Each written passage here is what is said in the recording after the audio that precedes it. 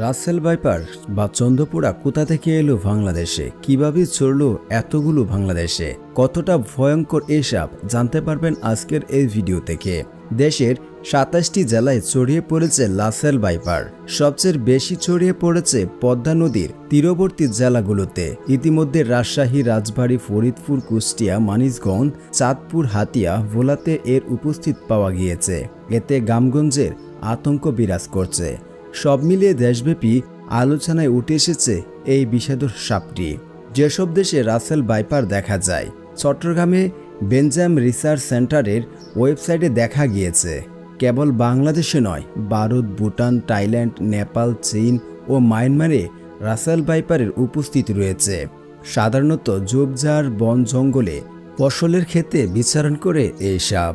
Russell viper যেভাবে বাংলাদেশে এলো, ২০১৮ সালে বাংলাদেশের এশিয়াটিক সোসাইটি জার্নালের একটি গবেষণায় প্রবন্ধ প্রকাশিত হয়। তাতে বলা হয়, বাংলাদেশের বিভিন্ন এলাকায় স্বল্প সংখ্যক রাসেল ভাইপার রয়েছে, কিন্তু বংশবিস্তারের মতো পরিবেশ এবং খাদ্য বা পর্যাপ্ত পরিমাণ না থাকায় সাপের উপস্থিত তেমন বোঝা যায়নি। গবেষণাকাররা বলেছেন, সাম্প্রতিক বছরগুলোতে বাংলাদেশের রাসেল ভাইপারের সংখ্যা বেড়েছে, যার অন্যতম কারণ এই জমিতে অধিক ফসল ফলানো। আগের বছর একবার দুবার ফসল ফলানো হতো, আর বাকি সময় পানির অভাব থাকায় পরিত্যক্ত থাকত।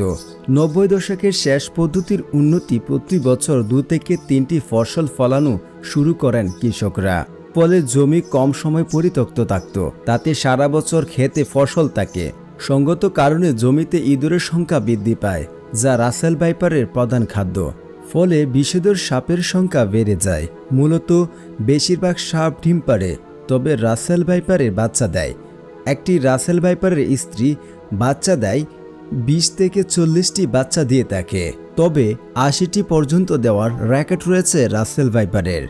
দর্শক, আপনারা বুঝতে পেরেছেন রাসেল ভাইপার কতটা আতঙ্ক বা কতটা কি। রাসেল ভাইপার যদি কাউকে অ্যাট্রাক বা তাকে ছোবল দেয়, তাহলে সে ৪০ গ্রামে তার ৪০ গ্রাম বিষে মানুষ মারা যাওয়ার সম্ভাবনা রয়েছে।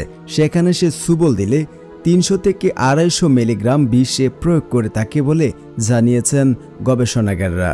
এদিকে রাসেল ভাইপারকে মারতে পারলে ৫০,০০০ টাকা পুরস্কার দেবে বলেও ঘোষণা করেছেন অনেক নিউজ মিডিয়া থেকে। এমন তথ্য পেয়েছি আমরা। দর্শক, রাসেল ভাইপারকে ভয়ে আতঙ্ক না দেখে তাকে সচেতন থাকাই তার কাছ থেকে বুদ্ধিমানের কাজ।